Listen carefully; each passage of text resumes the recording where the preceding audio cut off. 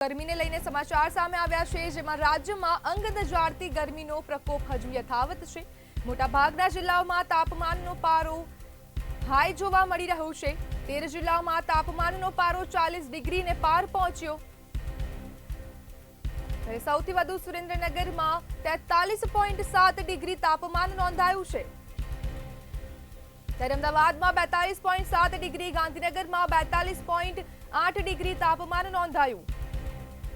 ત્યારે ગરમીનો પ્રકોપ વધતો જ જઈ રહ્યો છે। ડીસામાં 42.8 ડિગ્રી તાપમાન નોંધાયું, જ્યારે વલ્લભનગરમાં 42 ડિગ્રી તાપમાન પહોંચ્યું છે। વડોદરામાં પણ 42 ડિગ્રી તાપમાન પહોંચ્યું, જ્યારે સુરતમાં 40.8 ડિગ્રી તાપમાન નોંધાયું।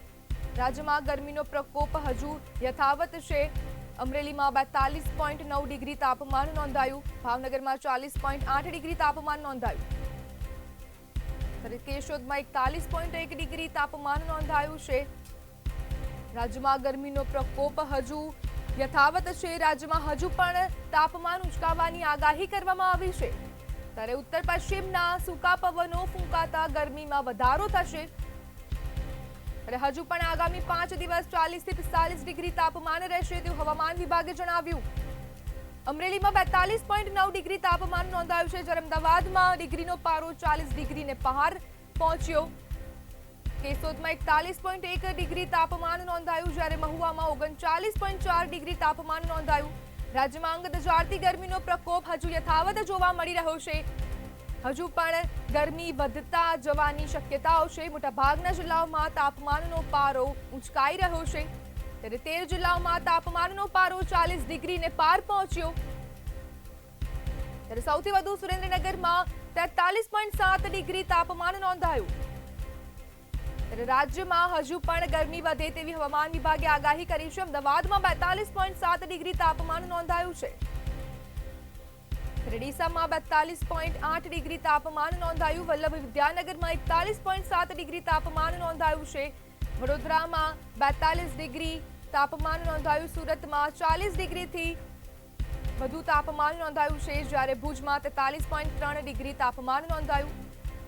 અમરેલીમાં પણ 42 ડિગ્રીની ઉપર તાપમાન નોંધાયું છે, જ્યારે અંગ દજાડતી ગરમી હજુ પણ વધી શકે છે। રાજ્યમાં હજુ પણ ગરમીનો પ્રકોપ વધે તેવી હવામાન વિભાગે આગાહી કરી છે। રાજ્યમાં હજુ પણ તાપમાન ઉંચકાવાની આગાહી કરવામાં આવી।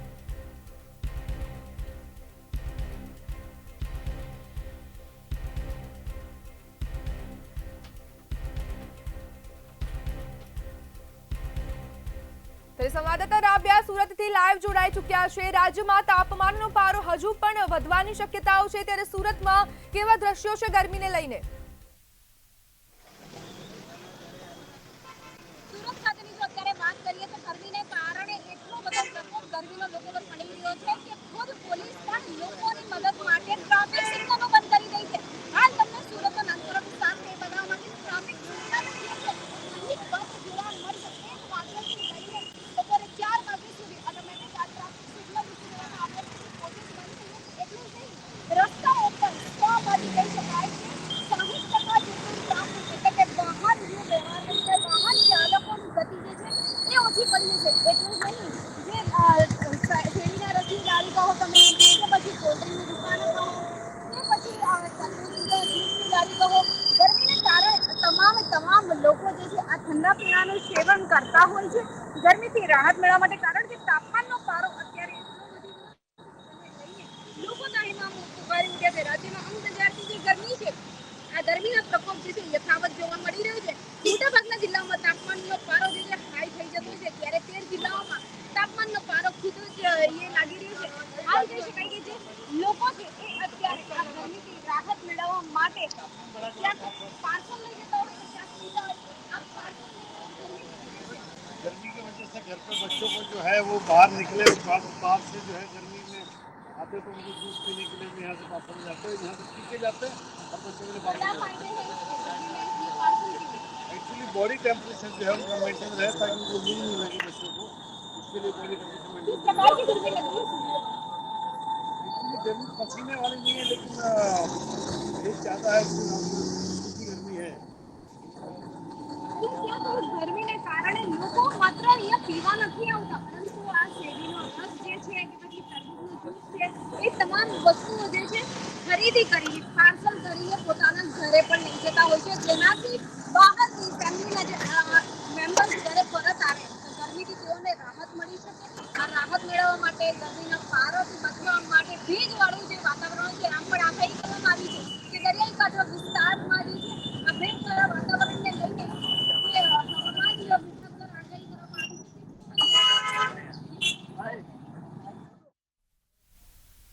જી આભાર, સમગ્ર માહિતી બદલ આપનો આભાર રાબિયા। ભુજમાં 43 ડિગ્રી તાપમાન નોંધાયું છે, જ્યારે રાજ્યમાં હજુ પણ તાપમાન વધવાની શક્યતાઓ છે। અંગ દજાડતી ગરમી હજુ પણ પડી રહી છે, ત્યારે આનાથી પણ વધારે અંગ દજાડતી ગરમીનો પ્રકોપ જોવા મળશે। રાજ્યમાં મોટાભાગના 13 જિલ્લાઓમાં 40 ડિગ્રીને પાર તાપમાન નોંધાયું છે। રાજ્યમાં હજુ પણ તાપમાન ઉંચકવાની આગાહી કરવામાં આવી છે, ત્યારે ઉત્તર પશ્ચિમના સૂકા પવનો ફૂંકાતા ગરમીમાં હજુ વધારો થશે। ત્યારે હજુ પણ આગામી 5 દિવસ 40 થી 45 ડિગ્રી તાપમાન રહેશે। ત્યારે અંગ દજાડતી ગરમીની આગાહી કરવામાં આવી છે। ત્યારે અમરેલીમાં 42.9 ડિગ્રી તાપમાન નોંધાયું, જ્યારે અમદાવાદમાં 40 ડિગ્રીને પાર તાપમાન ગયું છે।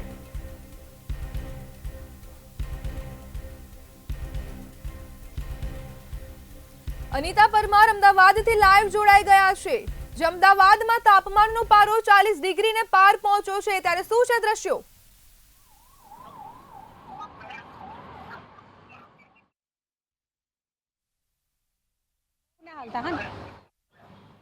ત્યાંથી જ ફેરવજો।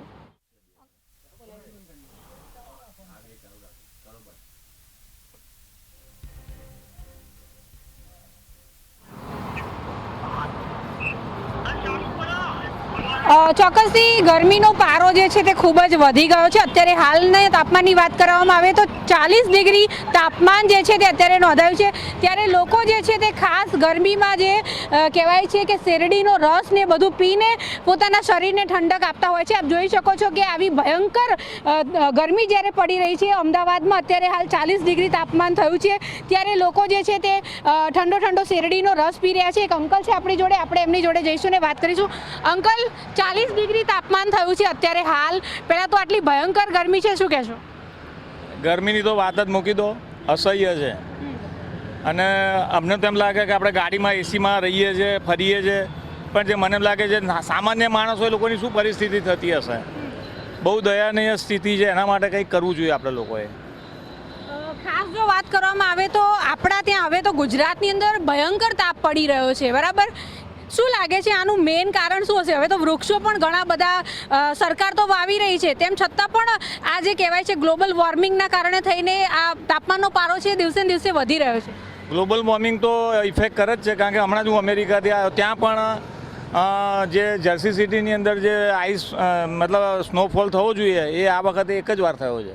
ત્યાં પણ ગરમી પડે, ત્યાં બી વાતાવરણ પણ એના પ્રિકોશન માટે આપણે લોકોએ હવે ચોમાસું આવે છે તો ઝાડ અને જે, કારણ કે રોડ રસ્તામાં જેમ આપણે અત્યારે બ્લોક્સને બધું પાથરીએ એટલે જે જમીનમાં પાણી ઉતરવું જોઈએ એ ઉતરતું નથી, અને જે ડેવલપમેન્ટ થવું જોઈએ, જે વૃક્ષો રોપણ થવું જોઈએ એ થતું નથી। મને એમ લાગે છે કે એના માટે ખાસ ધ્યાન આપવું જોઈએ આપણે વૃક્ષો રોપણ માટે।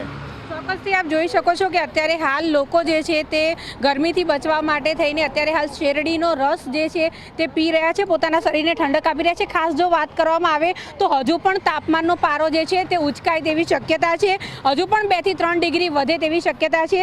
ખાસ જો વાત કરવામાં આવે તો અત્યારે હાલ સૂકા પવનો ફૂંકાઈ રહ્યા છે, જેના કારણે થઈને તાપમાન જે છે તે વધી રહ્યું છે, અને આગામી 5 દિવસ સુધી આ તાપમાનનો પારો જે છે તે 42-43 ડિગ્રીને પાર થાય તેવી પણ શક્યતાઓ છે। ખાસ આજે જો વાત કરવામાં આવે તો સુરેન્દ્રનગરનું તાપમાન જે છે તે સૌથી વધારે નોંધાયું હતું, ને તાપમાનનો પારો જે છે તે 42 ડિગ્રીને પાર થયો હતો।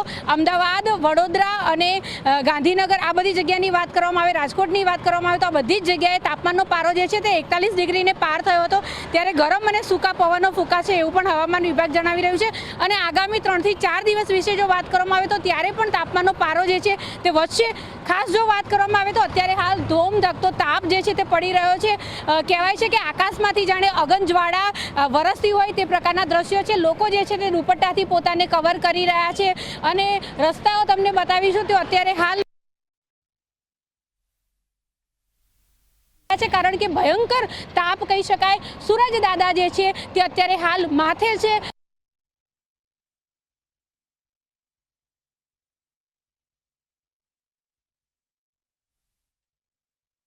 ડિગ્રીને પાર જે છે તે તાપમાનનો પારો થવાનો છે, ત્યારે લોકો જે છે તે પોતાને ગરમીથી રાહત મળે એટલા માટે થઈને ઠંડા પીણાનો અત્યારે હાલ સહારો લઈ રહ્યા છે. જી સમગ્ર માહિતી બદલ આપનો આભાર. ત્યારે રાજ્યમાં આગ વરસતી હોય તેવું લાગી રહ્યું છે. તાપમાનનો પારો હજુ પણ 40 ડિગ્રીને ઉપર જઈ શકે છે તેવી હવામાન વિભાગે આગાહી કરી છે. રાજ્યમાં હજુ પણ 5 દિવસ તાપમાનમાં વધારો જોવા મળશે.